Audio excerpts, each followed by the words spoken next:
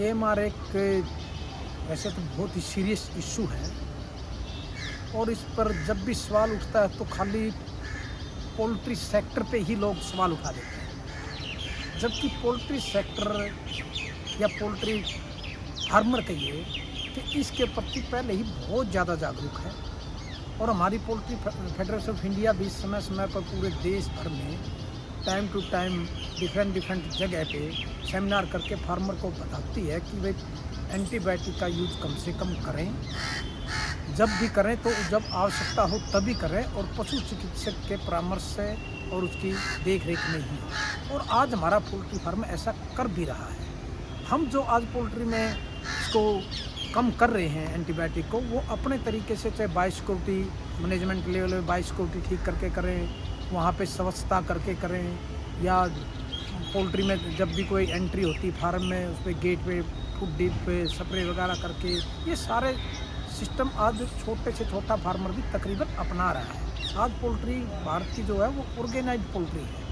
Poultry farmer अपनी जिम्मेवारी को समझ रहा है और पोल्ट्री में अगर हम एंटीबायोटिक यूज़ करते हैं तो उसकी कॉस्ट है। ऐसा नहीं है कि पोल्ट्री में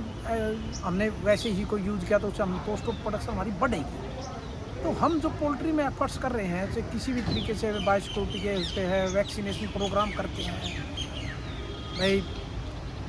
और भी जो गट हेल्थ उसको कैसे बर्ड की ठीक की जाए, एंजाइम यूज़ करके, एम्ल्सिफायर, एसेंशियल ऑयल, मतलब तमाम तरह के जो भी एफर्ट्स हम एंटीबायोटिक को छोड़ के कर सकते हैं वो कर रहे हैं। बहुत मजबूरी में ही जाके एंटीबायोटिक बर्ड को दिया जाता है, लेकिन ये एक जो हर बार पोल्ट्री पे ही सारी दोषारोपण कर दिया जाता है, ये ऐसा नहीं है। आज हमारे एग्रीकल्चर में देखिए आप, एग्रीकल्चर में ही कितने कीटनाशक का यूज़ हो रहे हैं, फार्मर को कुछ पता ही नहीं है। दुकानदार जो कीटनाशक दे दिया ले भाई बेचने के लिए, उसको कन्वेंस करा डाल दिया खेत में। हॉस्पिटलों में है कितना मेडिसिन वेस्टेज का डिस्पोज ढंग से ठीक तरीके से हो पाता है। आज हर काउंटर पे मेडिकल स्टोर पे कोई भी कॉमन आदमी जाके मेडिसिन परचेज कर लेता है कि मेरे को ये दीजिए,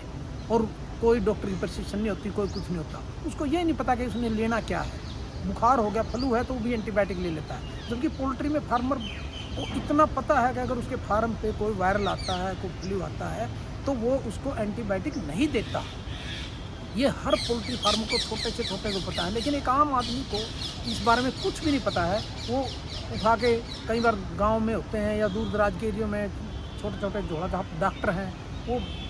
बुखार होता है, बुखार में उसको पैरास्टामोल भी दे दी, साथ में 2-3 एंटीबायोटिक उसको डाल देते हैं करके, जबकि उसकी ज़रूरत नहीं होती। मैं इसमें एक मतलब कोई स्पेशलिस्ट नहीं हूँ, लेकिन जो हम देखते हैं गांव में दूर दराज के एरियो में कि किस प्रकार से दवाइयाँ दी जा रही हैं, लोग अपने आप जाके 2 चीज़ें लिखेंगे और मेडिकल स्टोर से अपने आप दवाइयाँ ले लेते। तो ये मैं कहूँगा कि एएमआर का इशू खाली पोल्ट्री पे या कैटल पे ही ना रख के, ये हमने आम आदमी तक, कॉमन आदमी तक एएमआर की जो ये बात है, जो उसको एक सिंपल तरीके से पहुँचाना है, ये हम लोगों को वहाँ उनको एक अवेयरनेस प्रोग्राम आम आदमी तक के लिए भी चलाना चाहिए। उसमें जैसे आप लोगों की भूमिका है, print media, electronic media, social media, इसमें आप लोग बहुत ज़्यादा अच्छी भूमिका निभा सकते हैं कि इसमें छोटी छोटी ही, मतलब कोई ज़्यादा बड़ा नहीं, एक सिंपल भाषा में उसको एएमआर के बारे में, भाई एएमआर है क्या है। एएमआर अगर हम लगातार कोई दवाई ज़्यादा डोज में या बिना बात के ले रहे हैं, या बीच में कोई हमने कोर्स छोड़ दिया है, कोई भी मान लो डॉक्टर ने हमारे को 7 दिन का कोर्स दिया और हम 3 दिन में ठीक होगा, हमने उसको बंद कर दिया, तो वो हो सकता है कि वो दोबारा 5 दिन बाद फिर आपको बुखार हो जाए, तो वो एंटीबायोटिक आपको दोबारा काम नहीं करेगा। तो इसलिए हमें जब भी कोई दवाई लेनी है तो उसको पूरा कोर्स करा जाए। अगर एक कॉमन मैन के हिसाब से हम देखें तो उसमें क्या जाए, और डॉक्टर का जो उसने लिखा हो उसके हिसाब से किया जाए। बस मैं तो यही कहूँगा कि इसको एक हमने अच्छे तरीके से हर आदमी तक इसकी वो पहुँचाना है, तभी हम इस वर्ल्ड प्रॉब्लम को का मुकाबला कर सकते हैं।